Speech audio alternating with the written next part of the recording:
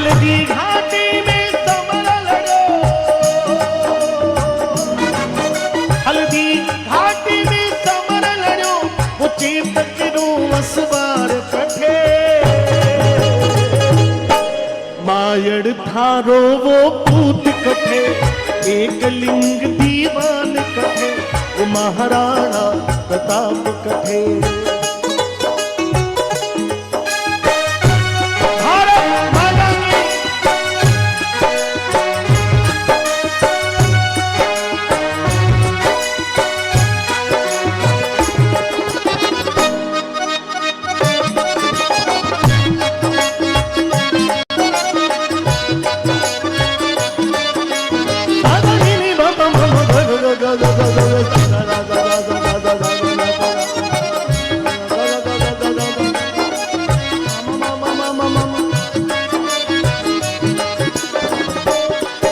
मैं बाचो है इतिहासा में मागड़ थे एड़ा पूत जड़ा, धन पान ले जायो नहीं थारो, रणधीरा बेसरदार बना।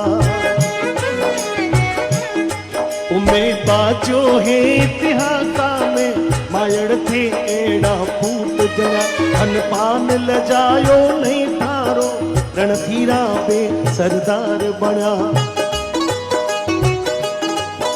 मैं बाचो है इतिहासों में मायड़ तेड़ा पूत जन्या, और थन पान ले जायो नहीं थारो, रणधीरा बे सरदार बन्या। जहां पर भी दुश्मनों की बात आई, मेरा रे मन सो माटीला,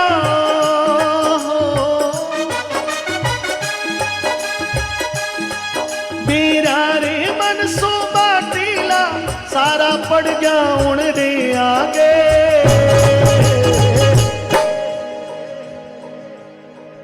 वो झुक्यो नहीं नर नाहरियो, झुक्यो नहीं नर नाहरियो, झुक्यो नहीं नर नाहरियो, अकबर री सेना रे आगे।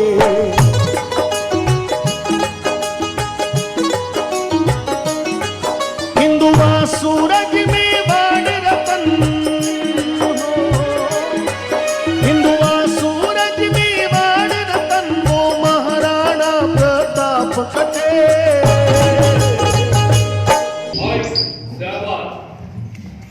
ये कुंभलगढ़ किला है। इस किले का प्राचीन नाम मच्छिंद्रगढ़ है।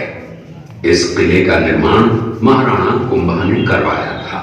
इस किले के अंदर 9 मई 1540 ईस्वी में महाराणा प्रताप का जन्म हुआ था। इस किले की ऊंचाई समुद्र तल से 3568 फीट की है। इस किले की दीवार 36 किलोमीटर तक फैली हुई है। इस दीवार का नाम ग्रेट वॉल ऑफ चाइना के बाद द्वितीय पायदान पर दर्ज है। इस किले के अंदर 360 प्राचीन मंदिर हैं। उन मंदिरों में से जग प्रसिद्ध महादेव का मंदिर सबसे प्राचीन है।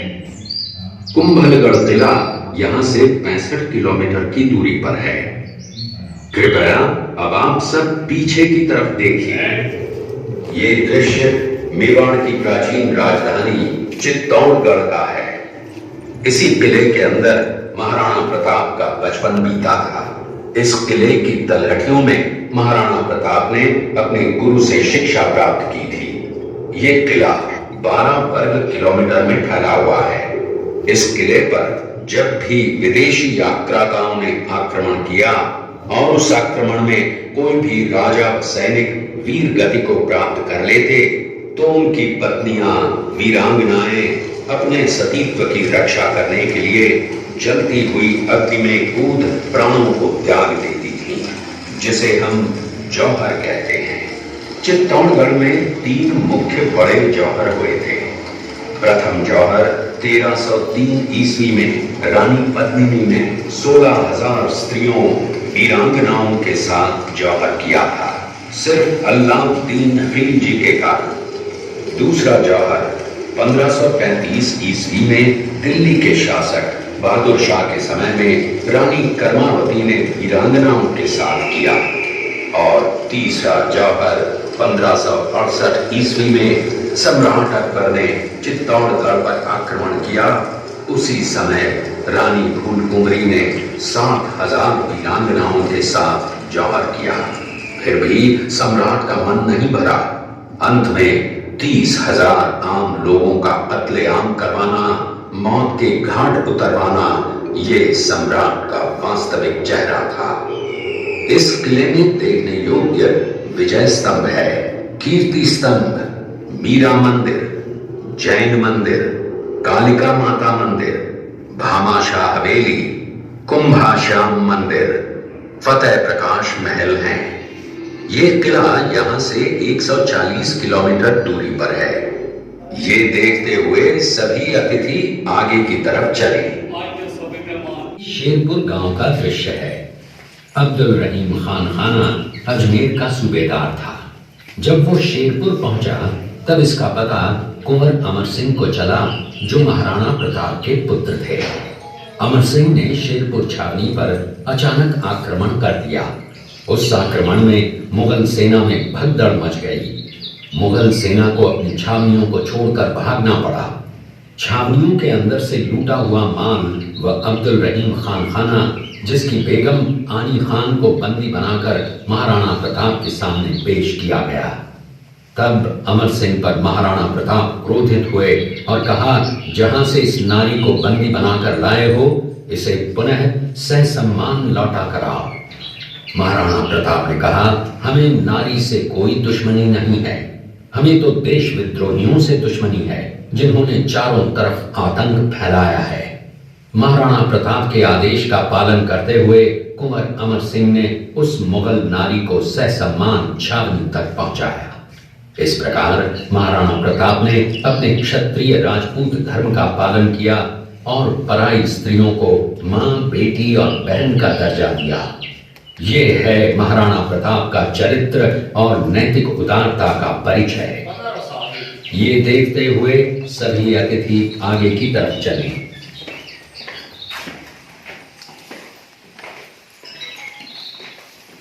देखा, उसी किले के अंदर की ये घटना है। मेवाड़ की एक ऐसी मां थी जिसने अपने पुत्र का बलिदान देकर राजवंश की रक्षा की थी। उस मां का नाम पन्नाधाय था।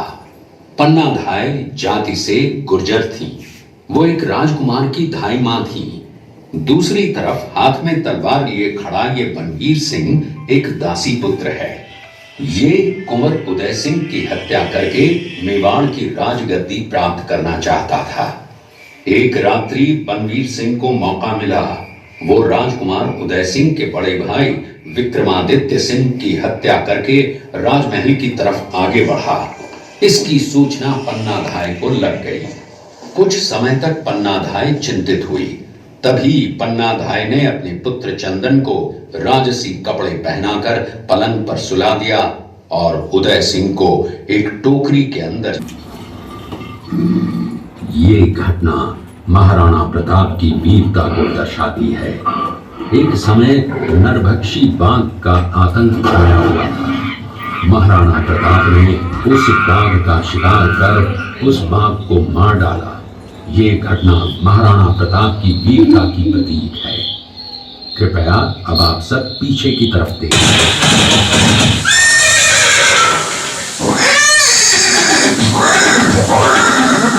ये दृश्य महाराणा प्रताप और सुविख्यात स्वामी भक्त घोड़े चेतक के अंतिम मिलन का है।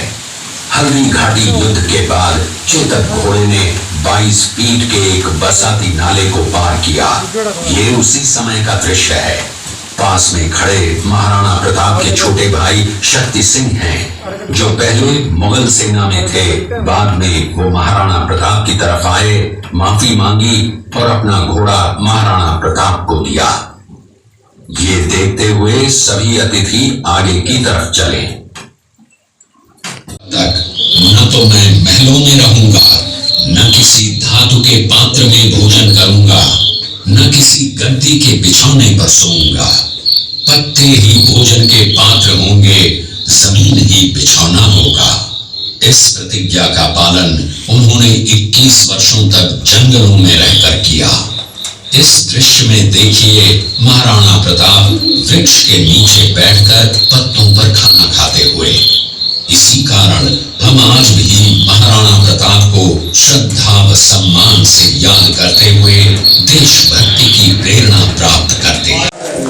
गेस्ट के क्लास की जानकारी और दूंगा, उसके बाद में तेलुगु फ्री और मैं पण फ्री।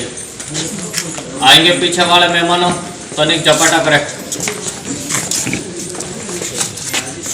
इस टैंक में 10,000 गुलाब के फूल और 20 लीटर पानी डालते मार्च और अप्रैल में।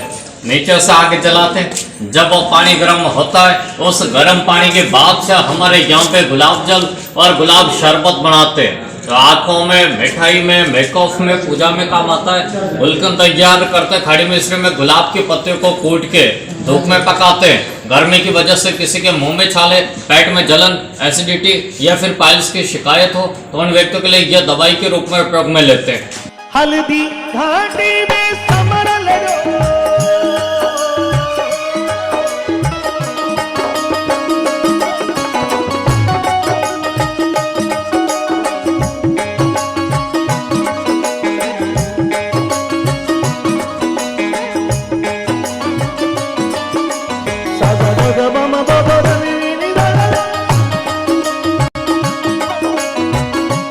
हमारे यहाँ के तो पशु पक्षी भी देशभक्त हैं।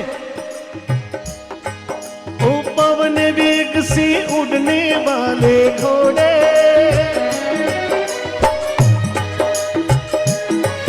ओ पवन वेग से उड़ने वाले घोड़े, तुझ पे सवार है वो मेरा सुहाग है वो, रखियो तो लाज उनकी आज हो। तो पवन वेग से उड़ने वाले घोड़े,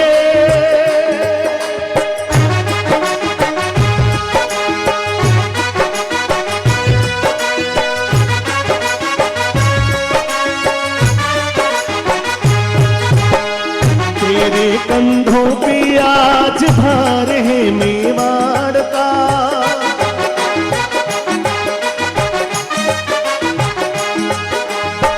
तेरे कंधों पे आज भार है मेवाड़ का। करना पड़ेगा तुमको सामना पहाड़ का। हल्दी घाटी नहीं है खेल कोई खिलवाड़ का, देना जवाब तुमको शेरों की दहाड़ का।